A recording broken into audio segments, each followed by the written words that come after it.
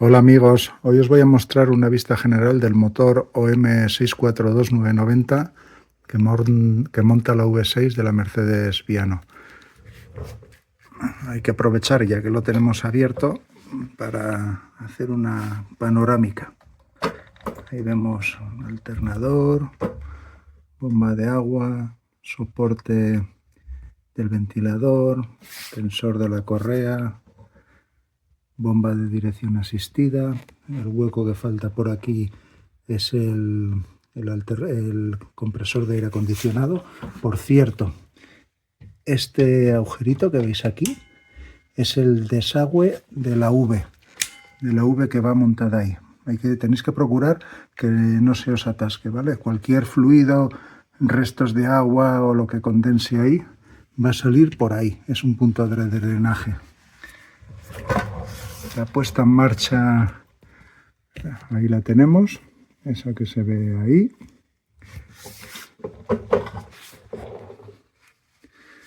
Vista superior sin las tapas de cobertura. Lo que vemos negro es la válvula de los gases del cárter, la PCV, turbo,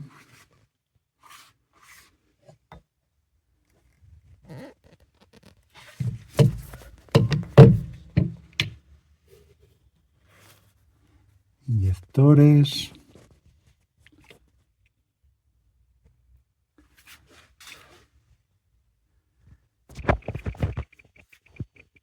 bueno, espero que haya servido como culturilla. Bueno, por cierto, esto que vemos aquí es la válvula de la admisión.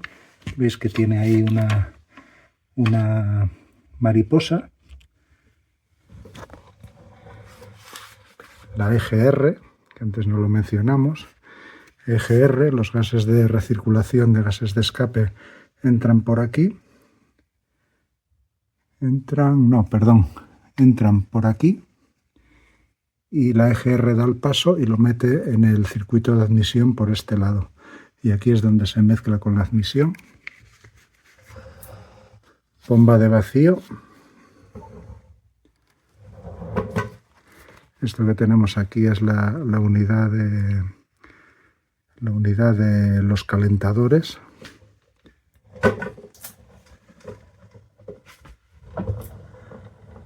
Bomba de alta presión del diésel.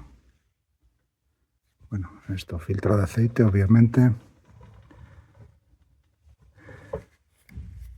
Venga chicos, espero que os haya servido de ayuda.